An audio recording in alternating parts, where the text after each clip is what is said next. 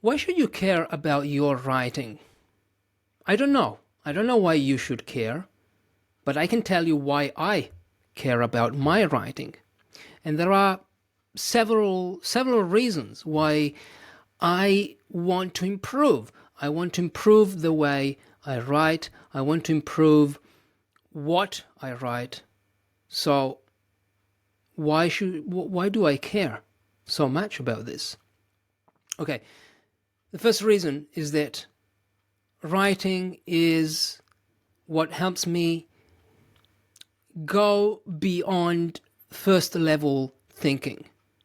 And by first level thinking, I mean the first thoughts that you have, the first reactions that you have when you are facing a situation. So many times when you sit down with your journal, because that's also writing, I discover things that I didn't know I knew. So it's a way to access my subconscious. I don't know if it's my subconscious, but I see the brain as a thing made of layers. So there is the first layer, the second layer, and then you go deeper and deeper. I'm no neuroscientist, so maybe this is not how the brain works, but writing allows me to go beyond the first level.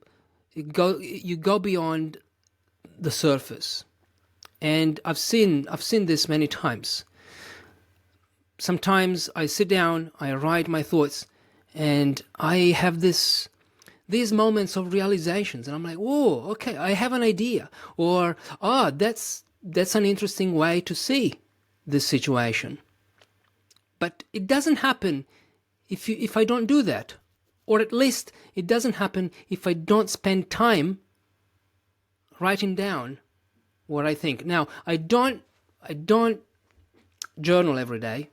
I don't journal every day. I journal regularly. I write down my thoughts regularly, sometimes in public. And not all journaling sessions are productive or very useful, but some of them, they can be. Like, you go beyond that first level thinking, and that has an impact on your actions, on my actions. It gives me ideas. It's helpful. So this is the first reason. And I feel that if more people did that, if more people spent more time writing down what they think, how they feel, what they noticed, if more people did that, well, the world would be a better place.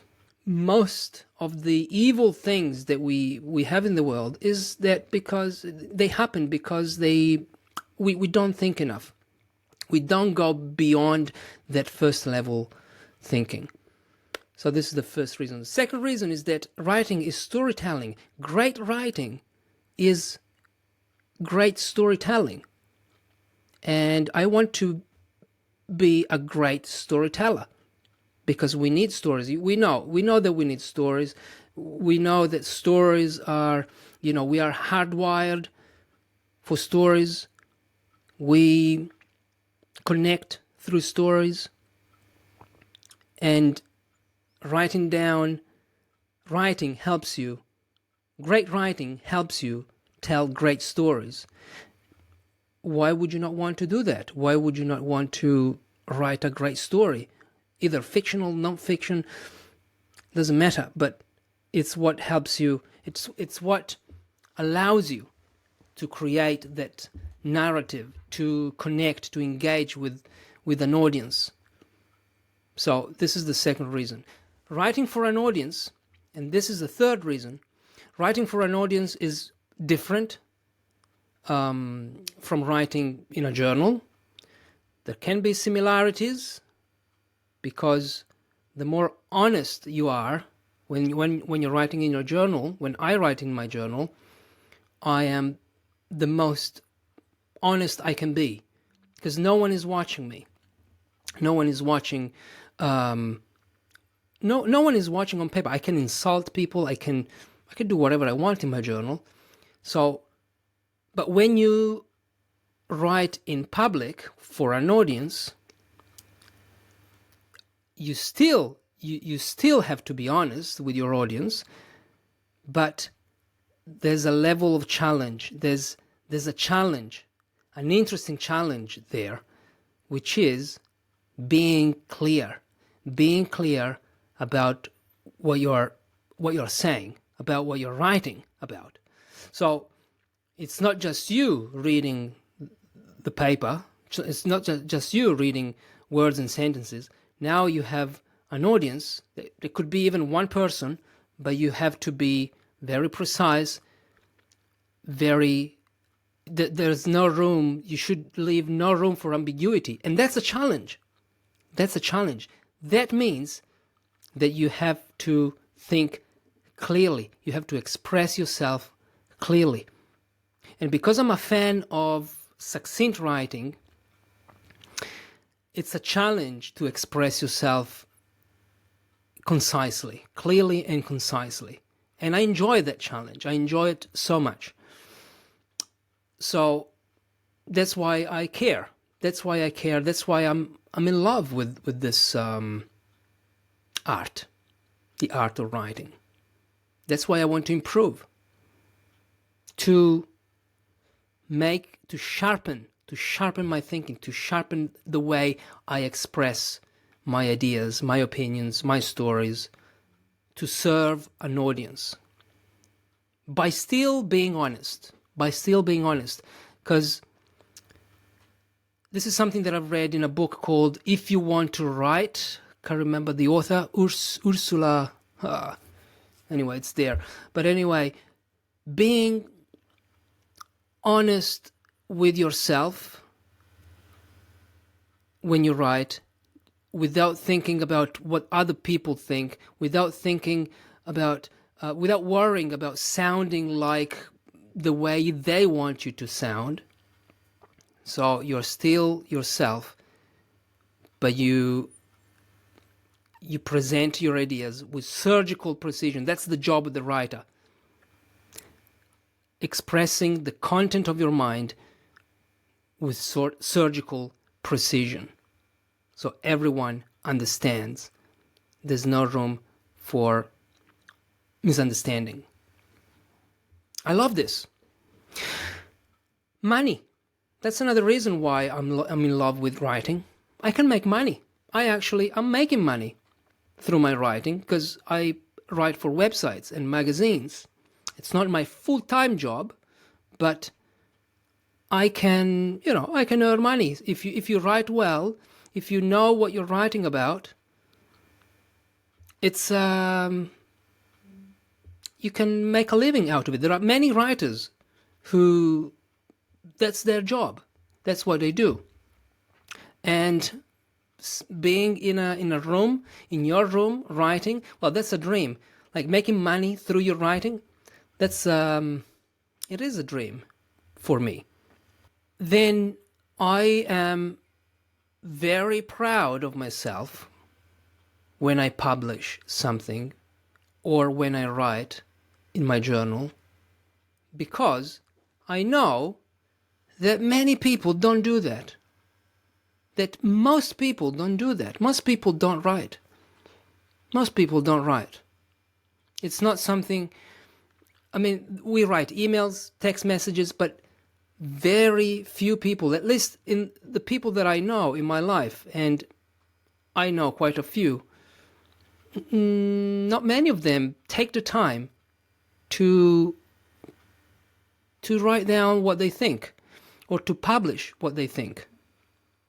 And this makes me proud. It's like when I go running, I know that many people don't care that much about fitness, about their health.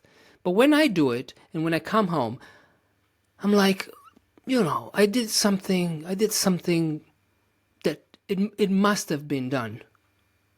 I did something that I had to do. I had to do it. I'm taking care of my body, right? And I feel, it was hard because, you sweat. Now it's winter here in Italy. It's very cold, but I still go. And when I come home, I'm like, I did it. I did it again. And the same with writing. I did it again. I took the time to take care of my mind and to take care of the people I'm writing for. Whether, whether what I write is interesting or not, whether they read what I wrote or not, I know that I did a good thing. I did what it should have been done, what it must have been done. I think it's correct. So, there's a sense of pride, like not of superiority. It's not that you think, oh, wow, okay, so you're right, so you're better than me. None of that. But in a way, I'm like, I'm doing something that most people don't do, and they should do. And this makes me proud. Can I be proud of myself for once? Yes, I can. Then I love writing, and I care about my writing because I read books. I love reading books. And many of the people that I admire the most are writers. I've interviewed a few here on this channel. Derek Sivers, he's a writer. I admire him. And he's a writer. Seth Godin, he's a writer. Matthew Dix, Carrie Sackville, all these great authors that I've had the honor to interview, I admire them because it's like after you read one of their books, it's like knowing them. I now know them. They don't know me that well, but after I read their books, I'm like, wow, I really admire this person. They shared so much in this book. They helped me so much with their ideas and stories and opinions. And in a way, I kind of want to return. I want to return the favor. Not the favor, but I want to contribute to the world through my writing, my ideas, my stories. Whether or not are interesting or, it doesn't matter, but I still want to do it. And so I'm a teacher, I'm a learner. I can teach through books. I can teach through my writing. I learn through other people's writing. I mean, look at that. Look at the bookshelf is there. So these are the reasons. If you think, if you think that writing is hard, writing is this thing that only very smart people get to do, or I don't know, whatever unhelpful belief you have about writing, well, it's so easy. It's so easy to start. It's so easy to start writing. It's not easy to produce great writing, okay? But if you don't do it, it's like I've been teaching English for many years. And one thing that I always say is this: if you don't find the time to speak the language, you will never learn the language. You will never, you can do the exercises, you can listen to the podcast, you can but if you never produce language, how will you ever be able to speak it? And the same with writing. Put down all the bad writing that you have. I remember Seth Godin, in an interview with Tim Ferriss, I think. Tim Ferriss said, I don't know what to write, or something like this. And Seth Godin said, okay, show me your bad writing. And he said, I don't have it. Well, that's the problem. That's the problem. Quantity, I don't know if I managed to explain this well, but the point is quantity leads to quality. So a lot of you write and publish, or maybe you don't publish, but if you keep at it, if you keep writing, well, you will improve. You will start noticing where you can improve. If you never do it, you'll never improve. So don't think it's hard. Because if you start thinking it's hard, who wants to do the hard job, the hard work? By the way, one useful prompt for journaling, one useful prompt is this. I think it's probably the only prompt we need. What did you notice today? What did you notice today? Like in the evening, you spend 5 minutes and you're like, what did you notice today? What caught your attention? What did you find interesting and why? I think this is the only prompt really that we need. But maybe we need more. I mean, people have written books on journaling, but if you start with that question, you will start finding things. You will start finding truths in your mind, in your heart. And that's it. Now I'm going to stop speaking. I hope this is helpful. Let me know why you are in love with writing or what you find difficult. Thank you. I'll see you in the next video. Bye-bye.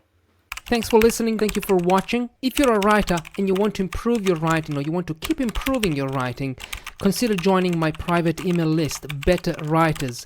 I send one short email every week. I share tips, insights, things that I learn, book recommendations to help you do one thing only: become a better writer. The link is in the show notes or in the description of this video.